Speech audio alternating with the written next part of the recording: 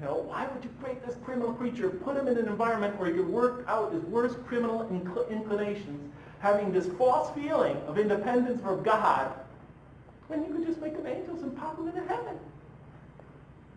A lot of content in that verse. Well, I had to know how he answered the question. You know, I didn't believe in God. I wasn't hoping to ever believe in God. I just was curious. I thought the author had committed theological suicide by bringing up that question at the beginning of the story of humanity. You know, ask it at the end at least. Not at the beginning. You're going to lose most of your audience right there. But I had to see what he had to say. So I came to the next verse, and it reads, "And he taught Adam the names of all things. And then he placed them before the angels and said, 'Tell me their names if you are right.'" Now, you know, I've read the story of Adam many times. It's a beautiful, beautiful biblical story, by the way. Powerful, passionate, you know, really a lot of angst in that story. I thought, did the author get it wrong? I mean, did he just not understand the story? I mean, because you know why we're here from a biblical perspective. I mean, you know, life is punishment for that being sin. But, you know, he seems to have it wrong, you know. He's saying, I'm about to put this vicegerent on her. I thought, we're not put here to fill some positive function, to be elected to some lofty role. We're put here as a punishment. But that's not what the verse says. The angels ask the obvious question, and now Quran, and presumably God, from the perspective of the Quran, is starting to explain things. And then he taught Adam the names of all things. So in answer to the angel's question, first the Quran is emphasizing that God teaches man, and man is a learning creature. And then he taught Adam the names of things, and then he placed them before the angels and said, "Tell me their names if you are right." Now, when you read a text like this, you kind of, you know, I was always taught to learn how to read poetry and, you know, classical works. So you got to kind of read between the lines. But what is it saying? You know, it emphasizes God teaches man how to name things. In particular, what special intellectual gift is God teaching him? How to communicate verbally with others, how to assign verbal symbols to all that comes into human imagination. And the Quran says this is one of the great gifts that God gave, one of the preeminent gifts that God gave man over the other beings. This great ability to communicate. Later in the Quran it will say, "Read in the name of your Lord, who created man out of a tiny creature that clings."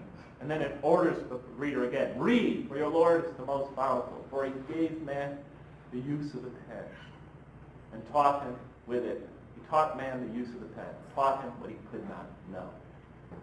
Emphasizing the collective way we all learn, especially through the use of the pen. Quran says that this ability to communicate, and to communicate verbally, and to communicate via writing, is one of the great, great gifts that God gives humankind.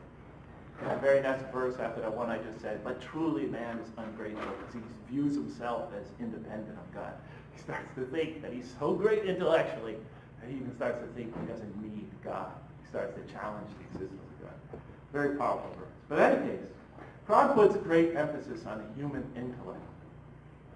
But here it seems to be emphasizing it in response to the angel's question. Because not only does he teach man, but then he gives the angels an intellectual test. He places some things before the angels and says to me, "Now name them if what you said about the humans is right."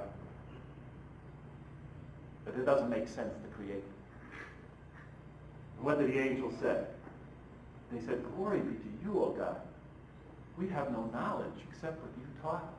We don't have the understanding, the intellect, the knowledge to perform this task. It's way beyond us." They say, "In truth, it is you who are knowing, the wise. You have the knowledge, the wisdom. It's easy for you. You are God. You're infinitely knowing, wise. But we're only angels. This is way beyond us." See, it's emphasizing intelligence, intellect. Now what does the next verse say? And then it says, and then he said, God said, "O Adam, tell them their names." And then the very next verse says, and then when he had told them their names, it's nothing for the human. in the style, it jumps right to that statement as if it's a hop, skip, and a putt for Adam. Oh, Adam, tell them their names. And when he had told them their names, it's nothing for them. Nothing for the man. And when he had told them their names, God said to the angels, did I not tell you that I know what is unseen in the heavens and the earth? Did I not tell you that I see the big picture, that I know exactly what I'm doing? The angels fail where the human excels easily.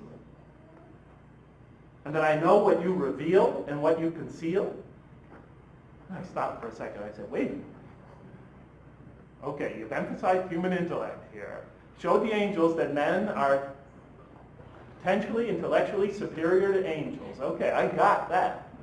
What's this line about revealing and concealing? You didn't say anything about revealing and concealing. Did I not tell you what you reveal and conceal? And this is the method of the Quran. It asks questions where the answer is you have to sort of reach inside yourself and think and deliberate and ponder.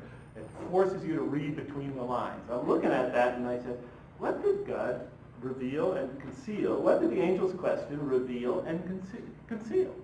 God said, did I not tell you what you reveal and conceal? So I think about it for a second and I think, well, what they revealed was obvious. Humanity's sinister propensities, man's criminal nature, human destructiveness and violence. Are you following me? But what did they conceal? I didn't see them conceal anything. It didn't mention what they conceal. And then, of course, I realized it's obvious. The flip side of the coin. Yes, humans could do great violence. Yes, they could do terrible destruction. Yes, they could do tremendous evil. But they could also do tremendous good. But the angels, like I, was always blinded to that side of human nature. The angels in their question, and I myself, was always blinded to that side of human nature. I always just saw the dark side. It was too big in my mind. Blinded me to the other side. Yeah, human beings could do tremendous good. They could rise to the heights of compassion and empathy and goodness and self-sacrifice. And sometimes the arrival of one type provokes the arrival of the other type on the human stage. So you get Adolf Hitler and Franklin Roosevelt, right? Forces of Franklin Roosevelt to rise to his evil, or you get that sort of thing, the very evil, very good, arriving on the same stage of the same country at the same moment in history, or the same city, or same city block. Maybe, I thought, even the same house. But in any case, what the Quran was doing was forcing me to think. It was opening my eyes to other possibilities. But it was involving me in this perpetual dialogue. Very often I get really mad at the author, whom I assumed was a man, of course.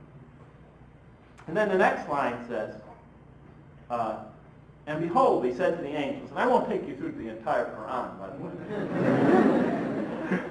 Unless we're going to be here till, I don't know, next September. I'd like to, but we'll all die of starvation. And then the next line says, I'll just take you through a few more lines, and then try to rush things along after that. And we said, and by the way, if you want to find it in greater detail, it's a chapter about 100-page long in my book, Losing Our Religion, A Call for Help. I write about this at some length. So I'm just going to, sort of summarize. And we said in the next line it says, and we said, oh Adam.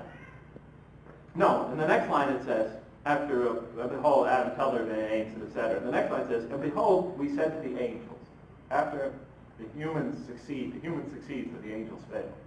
And behold, we said to the angels, now bow down to Adam. And they bowed down. Not so Iblis. It says he refused and was arrogant.